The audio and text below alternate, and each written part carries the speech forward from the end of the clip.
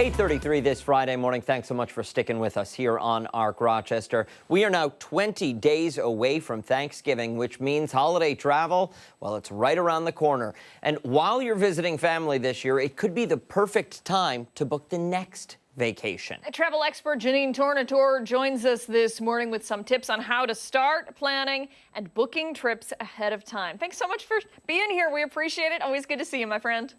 Always a pleasure. Let's get right into it. We're talking holiday travel. Like Dan said, it is just around the corner. So, first piece of advice for people. Well, look, this is one of those few times of year when the entire family is together. And, we're seeing this trend of multi-generational trips continue to grow. The grandparents, the parents, the kids, the aunts and uncles, everyone's traveling together. So it's the perfect time of year to really talk about all of those things, your budgets, your timing, where you want to go, and get aligned with the family. A few things I would keep in mind if you're having these conversations, just to focus it. One, you want to look for a vacation that has something for everyone.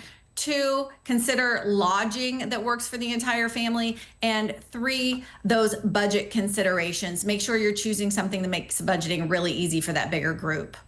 Jeanenne, those vacations are gaining in popularity, or that momentum continues to pick up. Any advice for families that have some conflicting personalities? Yes, well, that's always a tough thing, right? The finding something for everyone. One of the things that I love the most are cruises. For so many reasons, these are great for those multi-generational trips. I mean, there really literally is something for everyone, and they really simplify everything, your transportation, your meals, your entertainment, all in one price. In fact, Carnival just launched their first new all ad campaign in more than 7 years. And the whole idea is built around finding your fun again, knowing that that means something different for everyone. So the thing about these ships is that there's destination visits, excursions on board. You have kids clubs, entertainment, adults only spaces, spas. So I love that. You can easily find something for everyone on a cruise. I also love that lodging is evolving on these ships. Many of Carnival ships now have interconnecting rooms, family harbor suites, private lounges that are great for extended families. And of course, we know these ships now go to their own private destinations, which again, Celebration Key you're seeing here, which just opened in Grand Bahama this summer from Carnival. They're built around multi-generational families. They have all the areas for kids, the slides, the splash pads, but then they have swim up bars for adults and cabanas and shopping. So again, this is just, to me, one of the easiest options you can go with for those multi-gen trips. And it really seems like affordability wise, a cruise is a nice way to go because, you buy the meal package and then you don't have to worry about it anymore. Same with the drink package, same with, any of the other stuff, the excursions and whatnot. It seems like the most bang for your buck there. For sure, the most bang for your buck. And I also love that when you're going out to dinner, you're all going to a huge dinner. You don't have to worry about who pays what, like it's done. You pay for it, you get on the ship, you can just enjoy yourselves and you don't have to deal with any of that.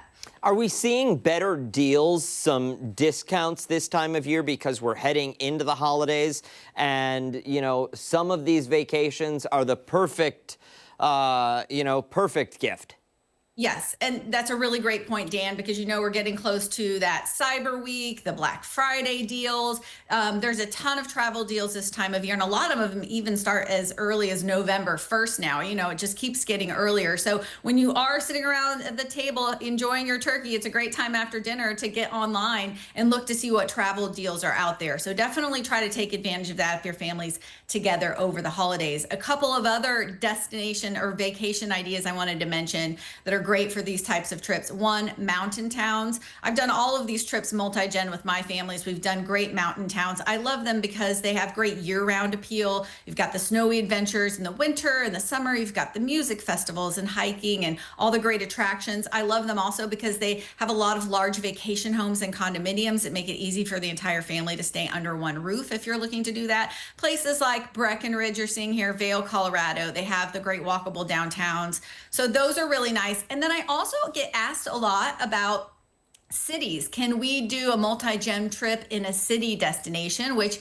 isn't probably what most people think of. What I say is to look to those mid-sized cities. They have the perfect mix of attractions, the walkable downtowns, and affordability. They also tend to have less traffic and less stress, so they can be great, for all generations. Look to places like Charleston, Asheville, Santa Fe, San Antonio, even closer to you, Quebec City, Montreal. Those mid-sized cities can be really great for these family trips. I mean, one looks prettier than the next.